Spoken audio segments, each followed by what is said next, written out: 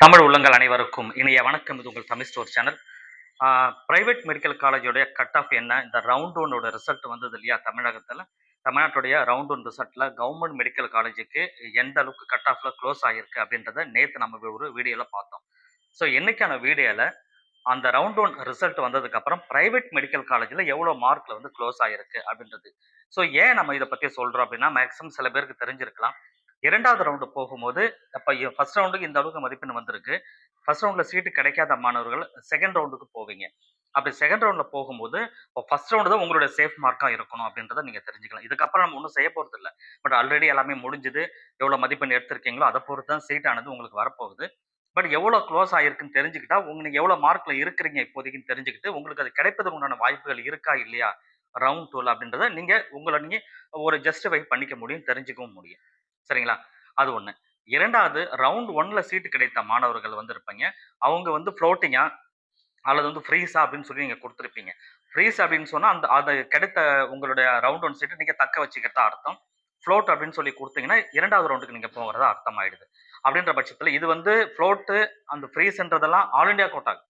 சரிங்களா? ஆனா இந்த இடத்துல ரவுண்ட் ஒன் அதாவது இத இத பொறுத்தவரைக்கும் பெரிய வித்தியாசங்கள் கிடையாது. பட் ஓகே இந்த இத பத்தி நம்ம கன்ஃப்யூஸ் பண்ண தேவையில்ல. ஃப்ரீஸா இருந்தாலும் சரி, ஃப்ளோட்டா இருந்தாலும் சரி, இத பத்தி பேச தேவையில்ல. ஆஸ் யூசுவல் நார்மல் டெர்ம்ஸ் என்னவோ நம்ம அத பத்தி பேசிடலாம். செகண்ட் ரவுண்டு நீங்க போறீங்க அப்படின்ற பட்சத்துல, நீங்க ஃபர்ஸ்ட் ரவுண்டுக்கு ஃப்ரீ எக்ஸிட் இருக்கு. நீங்க காலேஜ்ல சேர்ந்தாலும் பரவால்ல, சேராட்டாலும் பரவால்ல. அத பத்தி வொரி பண்ண தேவையில்ல. ஏன்னா ஃப்ரீ எக்ஸிட் கண்டிப்பா உண்டுன்றதுனால. பட் செகண்ட் ரவுண்டுக்கு அப்புறம் அந்த மாரி ஆப்ஷன்ஸ் பெரும்பாலும் இருக்கிறதில்ல. செகண்ட் ரவுண்ட்ல சீட்டு கிடைச்சுன்னா, ஃபர்ஸ்ட் ரவுண்ட்ல சீட்டு கிடைச்சது நீங்க சேருவதற்கு உண்டான வாய்ப்பு இருந்தா அத சேர்ந்துருங்க அப்படின்னு தான் நான் சொல்றது. அது என்னுடைய சஜஷன். ஏன்னா 2வது ரவுண்டுக்கு ஏன்னா ஃபர்ஸ்ட் ரவுண்ட்லயே எனக்கு சீட்டு கிடைச்சிருச்சு. ஆனா செகண்ட் ரவுண்ட்ல நான் போய் ஃபர்ஸ்ட் ரவுண்ட்ல நான் போகணும்னா, செகண்ட் ரவுண்ட்ல கண்டிப்பா சீட்டு கிடைக்கும்ல அப்படின்னு நீங்க எதிர்பார்க்கிறது தவறானது அப்படின்றத நான் சொல்லிக்கிறேன். ஏன்னா அந்த மாரி நெனச்சிருவீங்க சில பேரு. நான் வந்து இப்ப 550 எடுத்துட்டேன். எனக்கு ஃபர்ஸ்ட் ரவுண்ட்லயே சீட்டு கிடைச்சிருக்கு. நான் 580 எடுத்திருக்கேன். எனக்கு ஃபர்ஸ்ட் ரவுண்ட்லயே சீட்டு கிடைச்சிருக்கு. ஆனா ஃபர்ஸ்ட் ரவுண்ட்ல நான் சேரல. அப்ப 580 ஃபர்ஸ்ட் ரவுண்ட்ல சீட்டு கிடைக்கும்போது, செகண்ட் ரவுண்ட்ல ஆட்டோமேட்டிக்கா சீட்டு கிடைக்கும் தானே அப்படின்ற மாரி ஒரு எண்ணங்கள் வரலாம். ஏன்னா, இந்த சீட் எல்லாமே டிபெண்டிங் அப்பான் தி வேக்கன்சி அப்படின்றத பொறுத்துக்குங்க. அத பார்த்துக்கணும். வேக்கன்சி எவ்வளோ இருக்கோ, அத பொறுத்து தான் எல்லாமே நடக்கும். சரிங்களா? அப்ப ஏற்கனவே ஃபர்ஸ்ட் ரவுண்ட்ல நெறைய மாணவர்கள் சேர்ந்துட்டாங்க அப்படின்னா, சீட்டு மிக மிக குறைவா வரும் செகண்ட் ரவுண்டுக்கு. நீங்க அப்ப மதிப்பெண் அதிகமா வச்சிருந்தாலுமே, அந்த செகண்ட் ரவுண்ட் சீட் கிடைக்காமல் போவதற்கு உண்டான வாய்ப்புகள் அந்த இடத்துல கிடைக்கலாம். நேரலாம். அதனால எந்த காரணத்த கொண்டும் நீங்க அந்த மாரி ஒரு முடிவு எடுக்காதீங்க. என்ன பொறுத்தவரைக்கும் ஃபர்ஸ்ட் ரவுண்ட்ல சீட் கிடைச்சதுன்னா, பரவால்ல. எல்லா காலேஜுமே நல்ல காலேஜ் தான். நீங்க பிரைவேட் மெடிக்கல் காலேஜ் தான் எனக்கு கிடைச்சிருக்கு. நான் கவர்ன்மெண்ட்ட எக்ஸ்பெக்ட் பண்ணேன் அப்டின்னா, உங்களோட மதிப்பெண்ணுக்கு தகுந்த மாரி தான் அங்க நடந்திருக்கும். சரிங்களா? பட் இருந்தாலும் ஒரு ஆப்ஷன் இருக்கு. அத யூஸ் பண்ணி பார்க்கலாம் செகண்ட் ரவுண்டுக்கு. அவ்வளோதானே தவிர, ஆ இதுதான் கட்டாயம் செகண்ட் ரவுண்டு தான் நான் போய் தேருவேன் அப்டின்றது ஆ கொஞ்சம் யோசிச்சு நீங்க பண்ண வேண்டிய விஷயமா இருக்கும். சரிங்களா? அத கவனிச்சு பார்த்துக்கோங்க. சரி. ஃபர்ஸ்ட் ரவுண்ட்ல சீட்டு கிடைத்த மாணவர்களுக்கு மறுபடியும் வந்து நம்மளுடைய தமிழ் ஸ்டோர் சேனலின் சார்பா வாழ்த்துக்கள தெரிவிச்சுக்கிறோம்.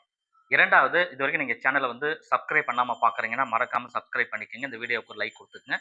இப்ப நாம ஃபர்ஸ்ட் ரவுண்டுடைய பிரைவேட் மெடிக்கல் காலேஜ்ல எந்தெந்த காலேஜ்ல சீட்டு கிடைச்சிருக்கு, எவ்வளோ குளோசிங் மார்க் அப்படின்ற விஷயங்கள டீட்டெயிலா உங்களுக்கு நான் சொல்றேன். வித் ரேங்கோட. சரிங்களா? ஓசி கேட்டகரிக்கு வந்து 521. கவர்ன்மென்ட் காலேஜ்ல 577. கரெக்ட்டுங்களா? அத ஞாபகம் வச்சுக்கோங்க. இது ரேங்க் பொறுத்தவரைக்கும் 4484ல முடிஞ்சிருக்கு. ஆனா, அதுவே கவர்ன்மென்ட் காலேஜோட ரேங்க்ல எவ்வளோ முடிஞ்சது ஓசிக்குன்னா 1369. அப்ப எவ்வளோ டிஃபரன்ஸ் வருது பாருங்க. பிரைவேட் மெடிக்கல் காலேஜுக்கும், கவர்ன்மென்ட் மெடிக்கல் காலேஜுக்கும். பட் இங்க வந்து பார்த்தீங்கன்னா, இது ஸ்ரீ முத்துக்குமரன் மெடிக்கல் காலேஜ்ல கிடைச்சிருக்கு. ஓசி கேட்டகரில இருந்த மாணவருக்கு. அதேபோல பிசிஏ பொறுத்தவரைக்கும் 500 மார்க்ல குளோஸ் ஆயிருக்கு. 6337 ரேங்க்ல குளோஸ் ஆயிருக்கு. இது வந்து ராஜலட்சுமி மெடிக்கல் காலேஜ்ல காஞ்சிபுரம். அது வந்து குளோஸ் ஆயிருக்கு. அதே பிசி கேட்டகரிக்கு 536 government medical college. 536 government medical college. ஆனா 500 வந்து பிரைவேட் மெடிக்கல் காலேஜ். 36 மார்க் இத விட அதிகமா போயிருக்கு கவர்ன்மென்ட் மெடிக்கல் காலேஜ்ல. சரியா? அந்த டிஃபரன்ஸ் நீங்க புரிஞ்சுக்கணும்ன்றதுக்காக நான் சொல்றேன். பிசிஎம்ம பொறுத்தவரைக்கும் 494 494ல குளோஸ் ஆயிருக்கு. 6824வது ரேங்க் ராஜலட்சுமி மெடிக்கல் காலேஜ்ல காஞ்சிபுரத்துல கிடைச்சிருக்கு பிசிஎம். பிசிஎம் வந்து இது 494. ஆனா கவர்ன்மென்ட் காலேஜ்ல 523. அப்ப கிட்டத்தட்ட இதுல ஒரு 6, அதுல ஒரு 23. கிட்டத்தட்ட வந்து பார்த்தீங்கன்னா, 26 மதிப்பெண்ணுக்கு மேல குறைஞ்சு வந்திருக்கு பிசிஎம்க்கு பொறுத்தவரைக்கும். அதாவது கம்பேர் டூ கவர்ன்மென்ட் மெடிக்கல் காலேஜ்க்கு. எம்பிசிய பொறுத்தவரைக்கும் 494ல குளோஸ் ஆயிருக்கு. 6840வது ரேங்க். இதுவுமே ராஜலட்சுமி மெடிக்கல் காலேஜ். எஸ்சி கேட்டகரியை பொறுத்த வரைக்கும் 441ல க்ளோஸ் ஆயிருக்கு. நான் சொல்றதெல்லாம் private medical college government quota. 12,451ல க்ளோஸ் ஆயிருக்கு. இதுவும் இது வந்து தனலட்சுமி ராஜலட்சுமி என்ஜினியரிங் ராஜலட்சுமி மெடிக்கல் காலேஜ்ல க்ளோஸ் ஆயிருக்கு. அண்ட் எஸ்சிஏ பொறுத்த வரைக்கும் 403 மார்க்ல க்ளோஸ் ஆயிருக்கு. ரேங்க் பொறுத்தவரைக்கும் 16,598. இது வந்து பார்த்தீங்கன்னா, தனலட்சுமில க்ளோஸ் ஆயிருக்கு. தனலட்சுமி மெடிக்கல் காலேஜ்ல. எஸ்டி கேட்டகரியை பொறுத்த வரைக்கும் 392ல க்ளோஸ் ஆயிருக்கு. ரேங்க் பொறுத்தவரைக்கும் 17,788. இது வந்து இந்திரா மெடிக்கல் காலேஜ்ல க்ளோஸ் ஆயிருக்கு. இது வந்து பார்த்தீங்கன்னா, ஓவரால் வந்து private medical college government quota சொன்னேன். இப்போ அந்த டிஃபரன்ஸ்க்காக சொல்றேன். எஸ்சி கேட்டகரியில 441 பிரைவேட் மெடிக்கல் காலேஜ். அதே எஸ்சி கேட்டகரியில வந்து பார்த்தீங்கன்னா, 472 சரிங்களா? Government medical college. ஸோ வித்தியாசங்கள் வந்து கிட்டத்தட்ட 20 25 மார்க்குக்கு மேல தான் டிஃபரன்ஸ் வருது compare to government medical college அப்படின்னு பார்க்கும்பொழுது. ஸோ இது எதுக்காக சொல்றேன்னா, கம்பேரிசன் நீங்க தெரிஞ்சுக்கணும். இதுக்கப்புறம் நம்ம பெருசா ஒண்ணும் பண்ண போறதில்ல. பட் கம்பேரிசன் நீங்க தெரிஞ்சுப்பீங்க அப்படின்றதுக்காக நான் சொல்றேன். சரி ஓகே. இப்போ ரவுண்ட் 2க்கு வரலாம். ரவுண்ட் 2வ பொறுத்தவரைக்கும் எப்படி இருக்கும்னா, இத விட 1 மார்க் அல்லது 2 மார்க் மேபி குறைஞ்சு வரலாம். அவ்வளவுதானே தவிர, அப்ப இந்த மதிப்பெண்ல நீங்க இருந்தீங்கன்னா, நீங்க ரவுண்ட் 2ல உங்களுக்கு சீட்டு கிடைப்பதற்கான வாய்ப்புகள் இருக்கு.